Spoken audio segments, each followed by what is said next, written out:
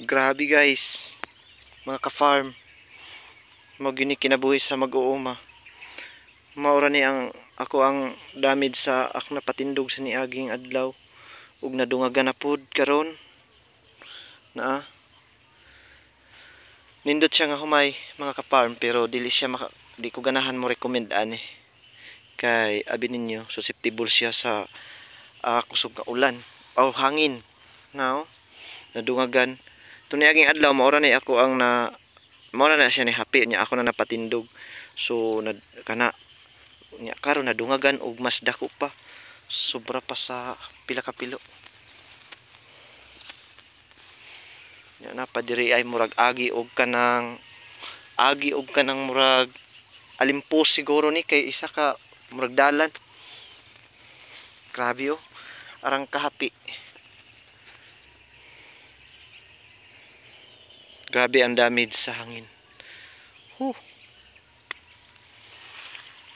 Anhiyo nato didiring na damage. Guys, dili basta-basta. Oh. Di man siya jud yun niya totally damage kay ato pa man siyang patindugon. So ugma na kay murag hapon naman ron. Na nasa alas 4:30 sa hapon.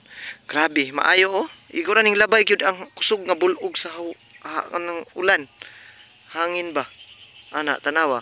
Okay na ang panahon dayon.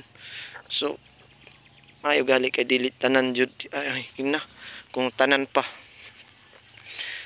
Feel mo na talaga yung feel na failure. Lagot. Pero no choice. Tanggapin na lang kung anong meron. Pero sad to say lagi. Sad to say or sad to see. Di ba? Tanawa. Maka dismaya pero wala man jud tay mahimo. Nila pa o bisa pag kita pa mo ingon. Tao raman ta. Dili man ta ingon nga maka ingon niya ayaw diri agi sa nagkataon lang jud guys. Pero goal gyud. Ano yung panato ning ubos kay murag ugma or karon magsugod ko karon nagdala na gay ko kanang kuan taas bukton kay di man ni pwede kuan agi-agihan ni kay malubo man ni nasa dako nga pilapil nakatabon pa gyud siya as grabe gyud mani patadiri ang sa diri ang abahin kini ang happy unta kanira diri humana unta na ako napatindog kini nadungagan na sab nadungagan ug hastang duga nga nadungagan na pud diha. Grabe guys.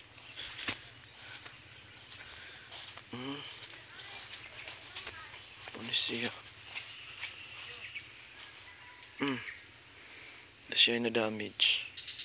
So kinahanglan nato na siya patindugon kay garay luoy man kaayo.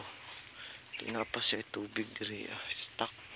So to pa dito sa ubos to pa dito grabe ka damage. Maura to guys, thank you so much for watching kay magpatindog pa ko.